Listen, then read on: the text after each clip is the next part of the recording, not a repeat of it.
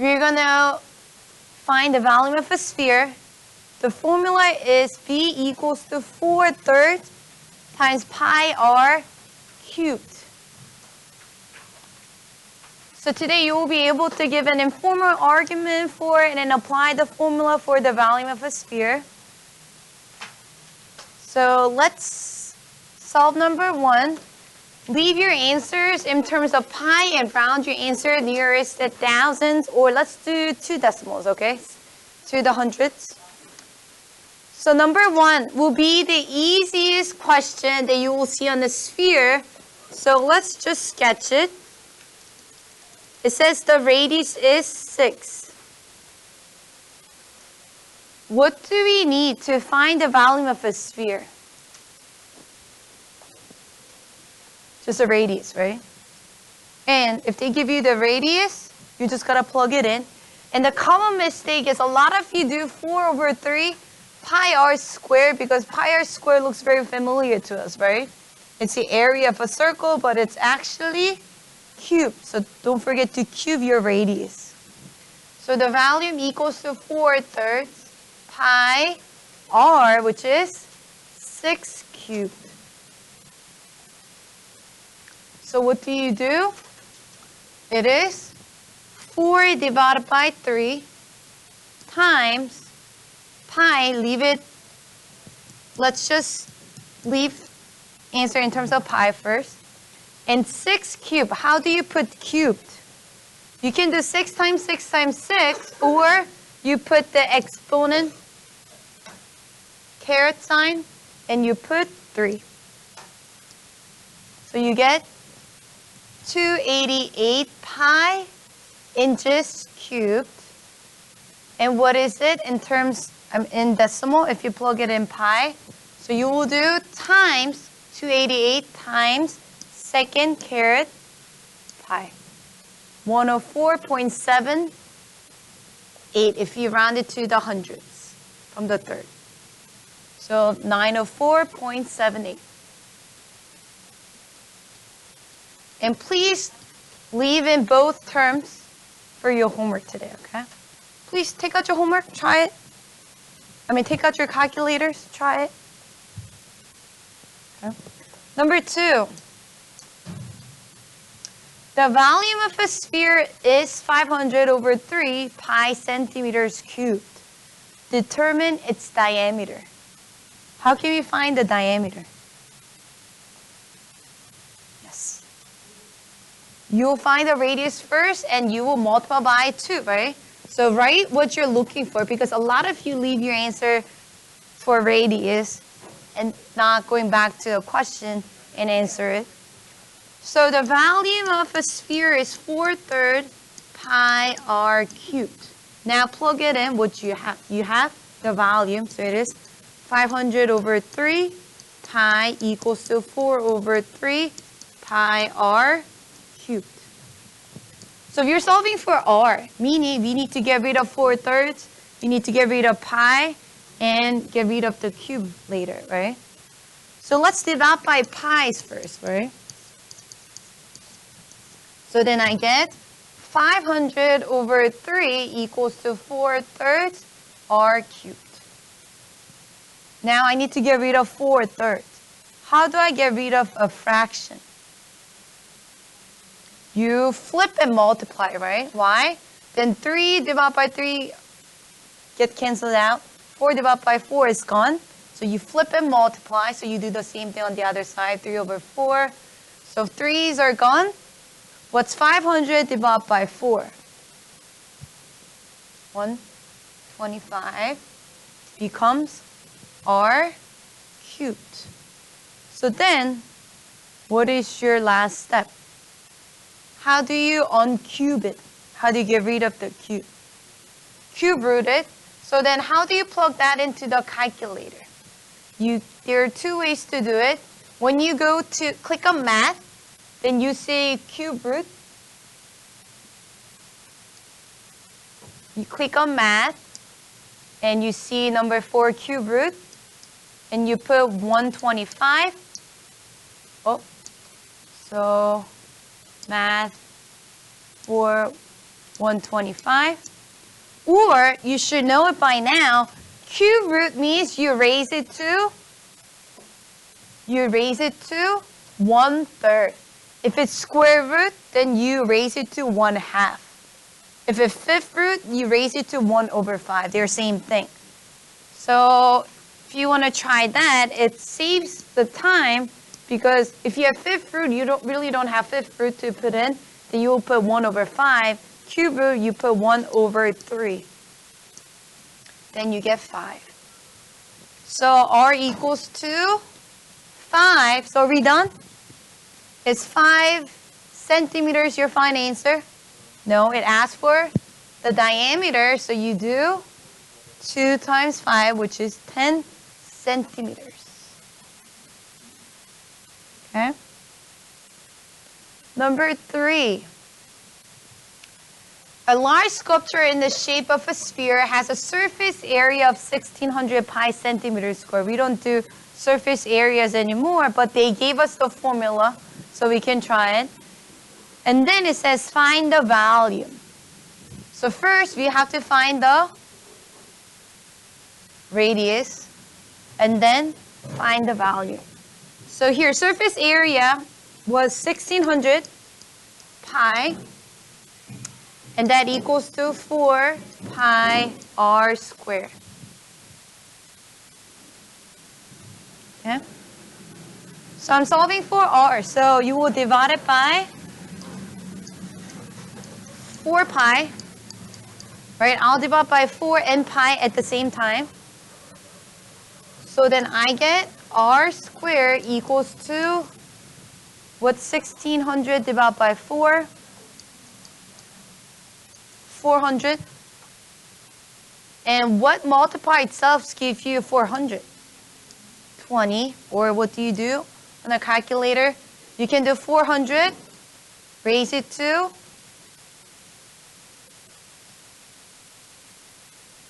1/2. Or square root is easy. You can just do second x squared square root 400. Oh, root 400, not 4,000. You get 20. So are we done? No, they ask you to now find the value. So what do?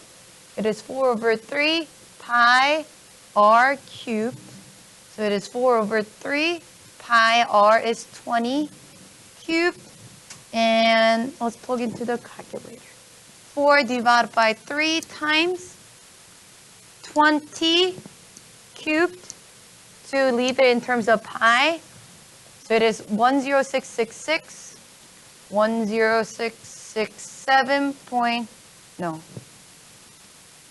666.67 pi centimeters cubed, or approximately, if you multiply by pi, you get 33,510, 335.32 centimeters cubed.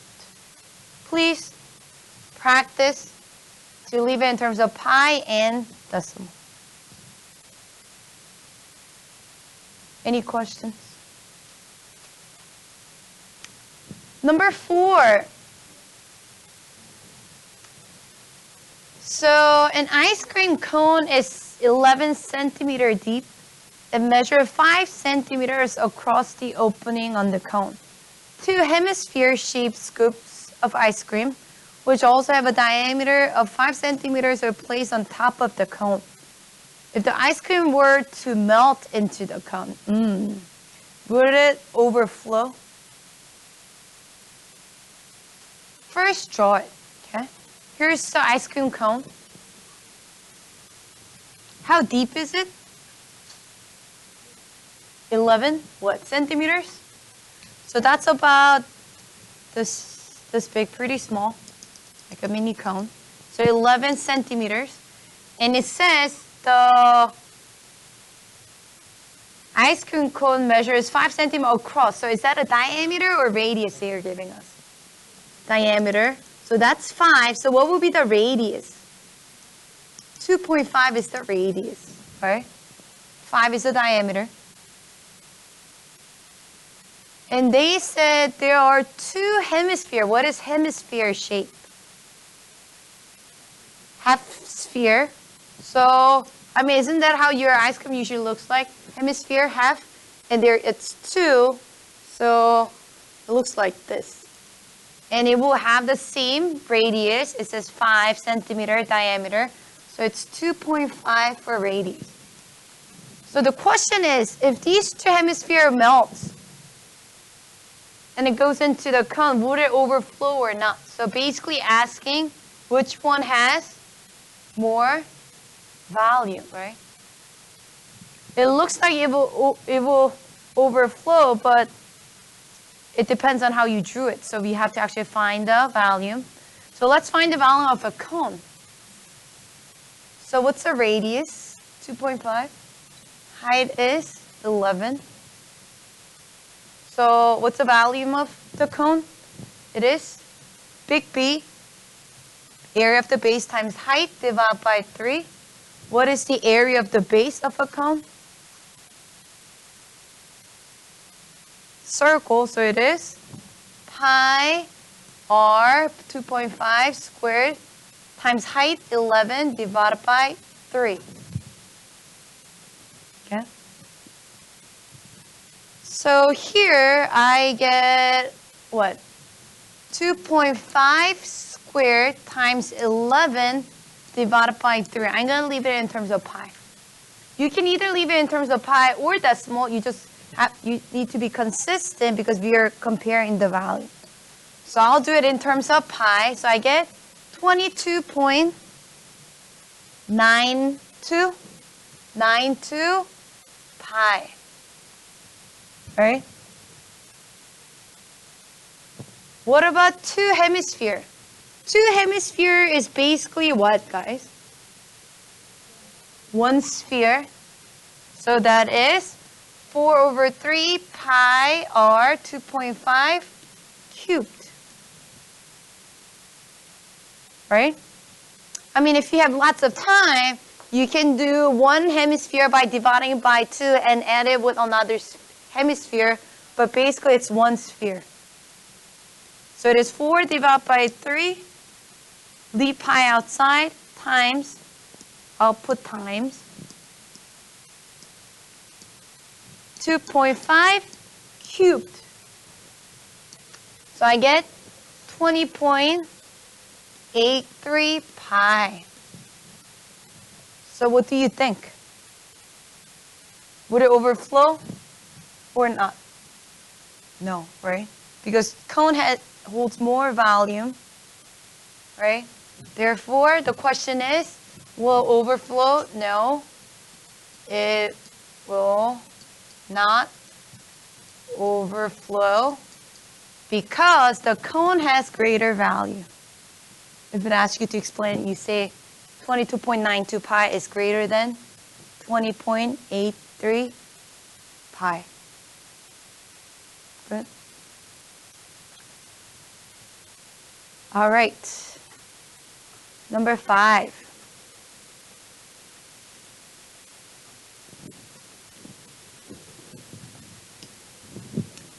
A bouncy rubber ball are composed of a hollow rubber shell 0.4 inches thick and an outside diameter of 1.2 inches. The price of the rubber needs to be produced this toy is $0.035 per inches cubed. What is the cost for rubber to produce 1 case which has 50 balls? Round to the nearest cent. So first of all, we need to get the amount of rubber for 1 ball, right? So here's a ball. The outside, it says it is, the diameter of the outside is 1.2 inches. So what's the radius? 0.6 inches, right? Half of diameter. And inside there is air, right?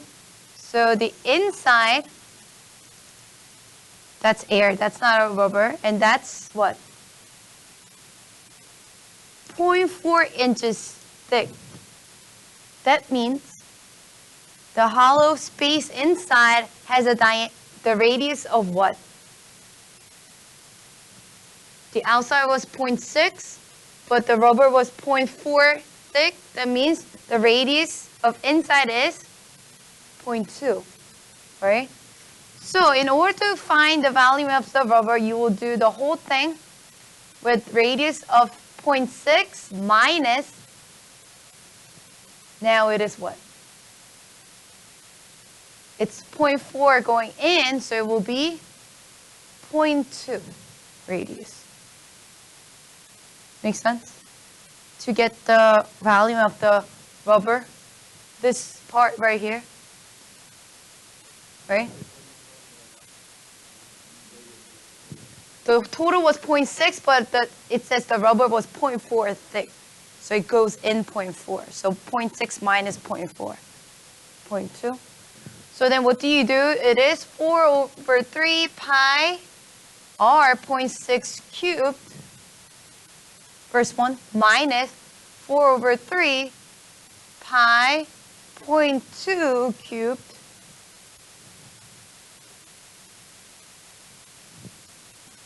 and this time you have to get the actual volume in decimal so we can multiply by its price per inches cubed. So let's just plug into the calculator, okay? The whole thing. But don't try to do the whole thing at once. Let's do one at a time. 4 over 3 times 0.6 cubed. Oh, and I forgot to multiply by pi. Right? 4/3 pi, 0.6 cubed. So the whole thing, the outside was 0.90, if you round to second decimal, minus the air, amount of air or volume of the air is 4 over 3 times pi times 0.2 cubed.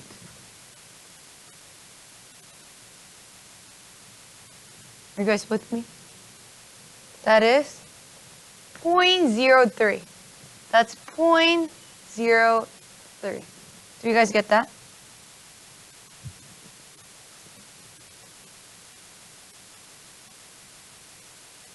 Yes? So then you get 0.87 inches cubed of rubber for each ball, right? So how much does it cost to make one? It says the rubber costs 0.035 per inches cubed. So what would you do? So one ball. So the cost of one ball is what? 0.87 inches cubed times 0.035. That's like 3.5 cents, right? So you multiply 0.87 times 0.035. So it costs about what? 3 cents for one ball, right? So how much does it cost to produce one case where there's 50 balls? You will multiply by 50 balls. So that will be what? 1.5 or $1.50, isn't it? So 0.03 times 50. Please get to your class. So that is 1.5. So $1.50 for 50 balls. What?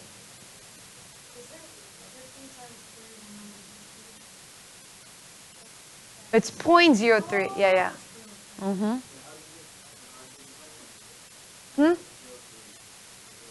I multiply the amount of rubber times the cost. It costs 0.035.